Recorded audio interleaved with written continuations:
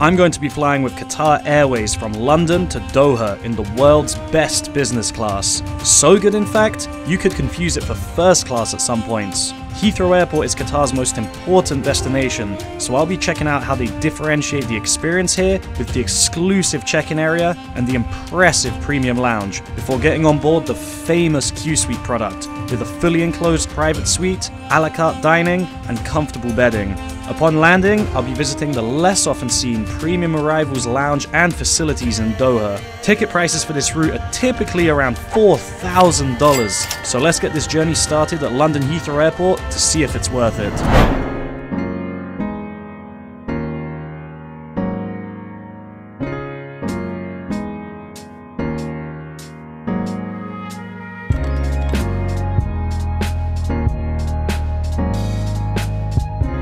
Good evening from outside Terminal 4 here at Heathrow. Today is actually the first time I'm flying Qatar Airways business class from Heathrow, so I'm quite excited to see what the experience is like. Check out the links in my description for my other Qatar business flights, but for now I'm heading inside because it is freezing out here. Let's go.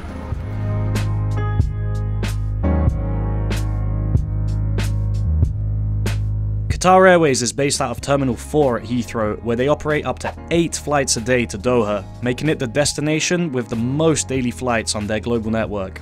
Qatar typically has a set of dedicated check-in counters at outstations for premium passengers, like here on my flights from Paris and Bangkok, but in the case of London Heathrow, there's an exclusive partitioned off section for business and first class passengers.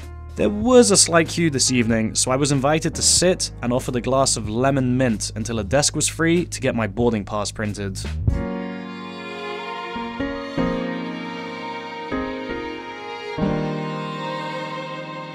I've just checked in and got my boarding pass, so let's go through fast track security and find the Qatar Airways Premium Lounge.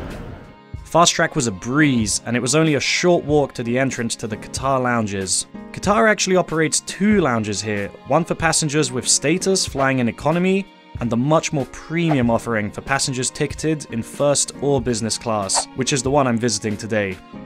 Let's step inside.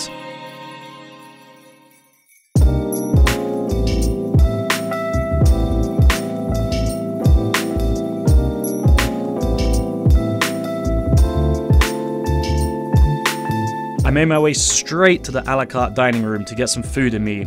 I started my meal with a plate of assorted sushi, which had smoked salmon nigiri, prawn tempura maki, and avocado hosomaki. Of course, chopsticks were provided alongside soy sauce, wasabi, and pickled ginger. This all tasted great, and I had it alongside a glass of Joseph Perrier, which is the champagne on offer in the lounge.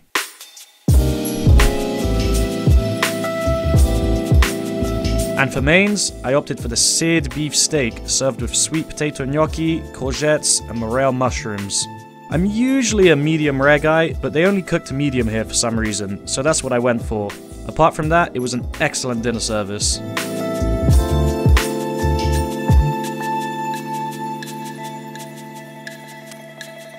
As my table was cleared, I was given a cold Diptyque branded scented towel, and my champagne was topped up. I have to say, Qatar Airways offers a very impressive dining service here. A la carte table service is typically only something you see in first class lounges, so to have it offered at an outstation lounge is really nice to see and makes the experience feel a lot more premium. The lounge is shared between first and business class customers, but Qatar has decided to lean towards a more first class offering. Compare this to Emirates' outstation lounges, which are also shared between first and business class passengers, but there, the offering leans more towards a business class lounge with buffet dining.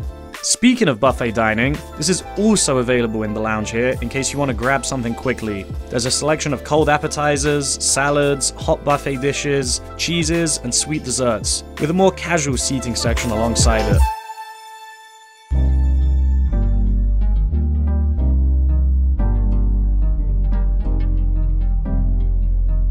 Qatar also has a staffed cocktail bar serving a variety of drinks. I asked for a surprise cocktail and the staff made me an off-menu raspberry vodka drink, which was delicious and very strong. Cheers.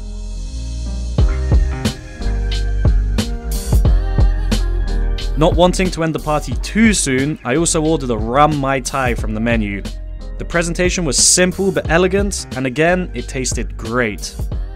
I think that's probably enough cocktails for now though, so let's check out the rest of the lounge.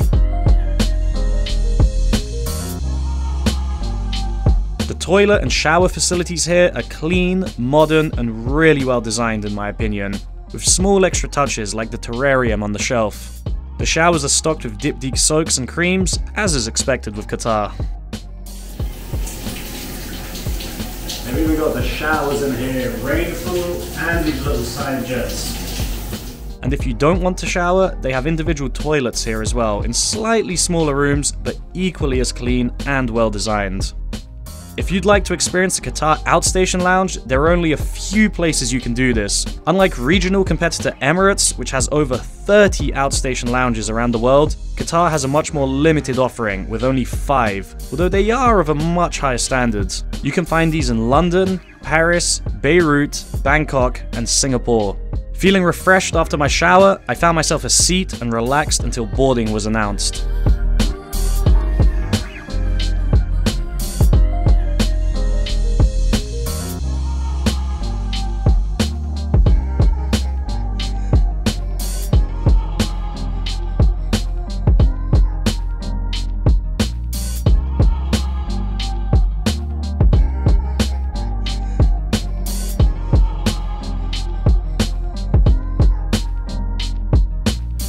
Boarding's just been announced for my flight, so I'm on my way to the gate.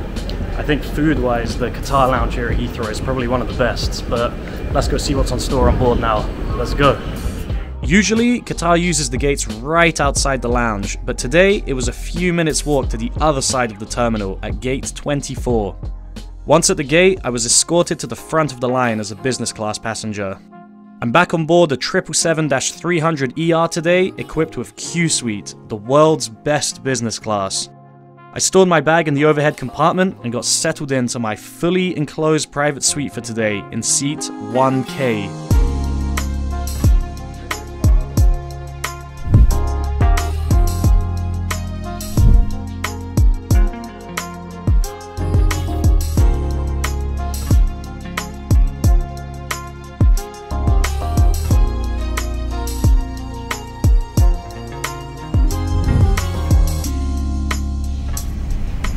I don't have much to say here. I love Qsuite, so let's enjoy the experience together. The crew was super quick to pour me a glass of Duval Leroy champagne and handed me the food menu and wine list for today's flight.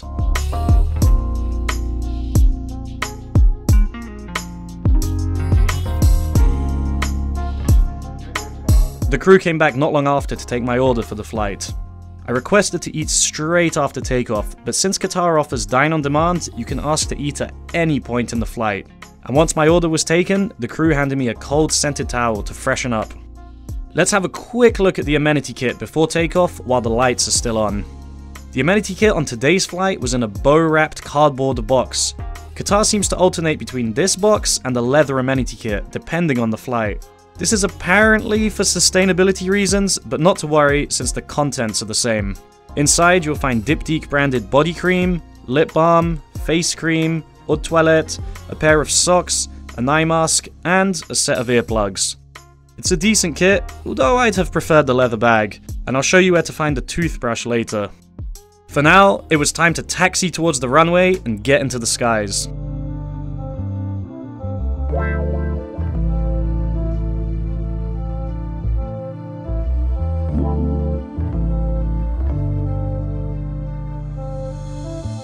Straight after takeoff, the crew dropped off a small bowl of warmed mixed nuts alongside another glass of champagne. I enjoyed both of these as the crew were preparing my meal. Cheers. Once my food was ready, the crew set my table for the meal service. Again, just like in the lounge, Qatar makes the business class experience feel more like first class with the way they deliver the meal service. There's no tray service here, all the cutlery is individually set and the food is plated and served course by course. First up was the amuse-bouche, a chicken scotch egg with a coriander sauce. Coriander usually tastes like soap for me, but the taste here was not overpowering at all, and this dish was quite nice. For the next course, the soup was served with a lid and uncovered in front of me. It's small touches like this that make the Qatar meal service feel so much more premium. It was wild mushroom soup served with sautéed morel florets on top.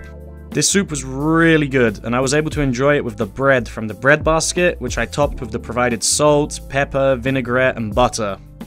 Now, it was time for the starter, the poached Atlantic lobster with smoked salmon and crusted avocado. This was yet another well-presented dish, which also tasted great, and I easily cleaned up my plate. For my main course, I chose the Gulf-style chicken biryani, topped with cashew nuts, crispy onions, and with a mint raita on the side. I love the biryani here, but I was really starting to fill up after all the food in the lounge, and now on board.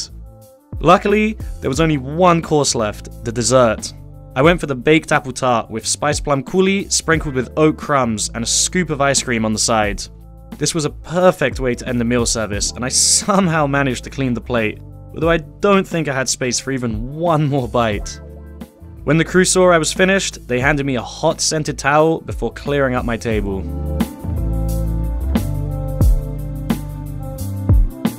It was getting late, so I headed to the toilets to get ready for bed. The toilets look nice with the wood finish, you can find more diptyque amenities here, and on the 777, the toilets are a pretty decent size. Top tip, you can pop down the cover by the seat to place your clothes while getting changed into the provided Qatar business class pajamas.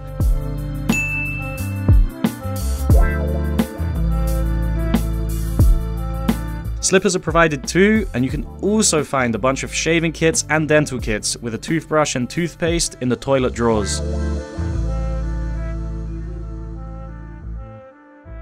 Back at my seat, I fitted the mattress topper and reclined my seat fully flat, ready to sleep.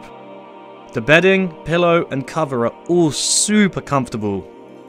My only small criticism is that the movement of your feet in the cubbyhole is a bit restricted, but not so bad I couldn't sleep.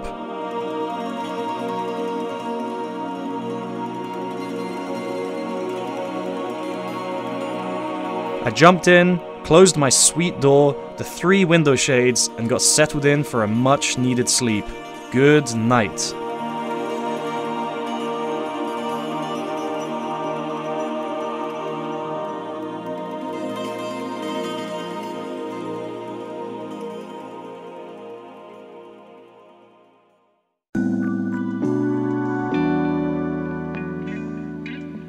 I woke up just before we had started our descent.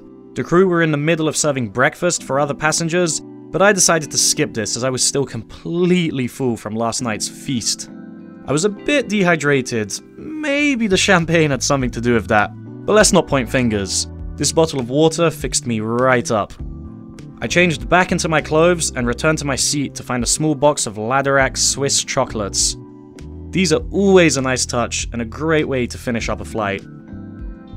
I didn't have much time today to do a full seat tour, but I've flown Qsuite before and made a more in-depth video showing all of the seat features, so definitely check that out if you're interested. I also explored the newest business class lounge in Doha, the Al Marjan Garden Lounge, which is pretty impressive, so I'll leave a link in the description below. But stick around to the end of this video to see the much less known Qatar Arrivals Lounge in Doha. For now though, we were approaching Hamad International Airport, so I enjoyed the final views out of the windows.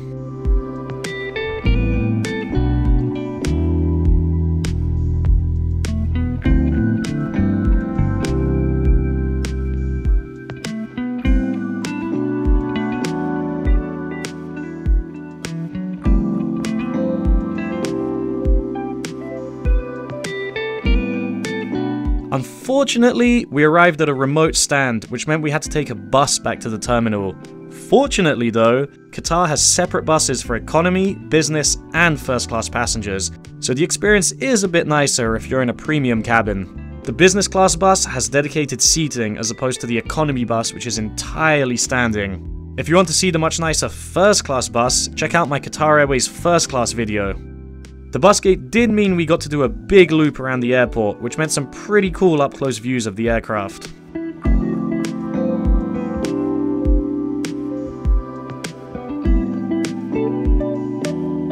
Now, let's check out the dedicated immigration facility exclusively for premium passengers. That was another great flight, and since I'm not transiting today, I get to experience the Qatar Airways arrivals facilities. So I'm currently in the immigration lounge, and once I clear immigration, I'll go through to the arrivals lounge. So let's go see what's on offer. So this is the first of two lounges, the immigration lounge. I'm honestly not sure why this even exists. It's a fairly bare space with sparse seating. There's a counter on the edge with light refreshments like coffee, water, juice, and soft drinks, with a small selection of light snacks too. There is no queue here for immigration, so whenever you're ready, you can head to the counters to enter Qatar. Once you've cleared immigration, collected your bags, and cleared customs, you can make your way to the second lounge, the Qatar Arrivals Lounge. This is a much larger space with more features, so I'd recommend coming straight here upon arrival. There's a bunch of seating available to relax, but I went straight to the dining area and got comfortable at one of the tables. There is a full food offering here, similar to the other lounges, but since I was still so full, I went for a bowl of fresh fruit and a mango smoothie. It was my first time in this Arrivals Lounge, and I was surprised to see how extensive the business center was. Here you can find a line of desks with iMacs freely available to use. There's also more private offices with larger desks and printers, and even a conference room with a large screen. And it's not just one of each, there's multiple offices and rooms available here. But if you're not in the mood for work, back towards the entrance there's a TV room playing the news.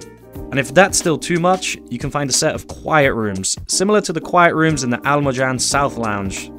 There's a few of these with recliners in either solo or couple configurations. Personally, I had enough sleep on board, so I just needed to take a shower before making my way into Doha. Again, I was surprised by the size of the individual shower rooms here, with a luggage rack and sofa by the entrance, which then opens up to reveal a rainfall shower, toilet, and sink, each in their own sections. The Arrivals Lounge here is pretty nice, but right now, I need to have a shower and head into the city. As I finish up my shower, let's talk about cost. One-way ticket prices on the London Heathrow to Doha route in business class typically cost around $4,000. I bought my ticket using points on this occasion, which came to 43,000 avios and £306.11 in taxes. Overall, I thought this was a great experience. The Qatar Premium Lounge at Heathrow is one of the best lounges at Heathrow and provides an incredible service for an outstation lounge. I've flown Qsuite a number of times and I never get tired of it. The meal service is always a highlight for me and feels more like first class than business class. And it was cool to see the premium arrivals facilities, although since most passengers transit with Qatar Airways, not many people end up visiting these. I'd love to hear your thoughts in the comments, and I'd appreciate a like and subscribe. Till next time.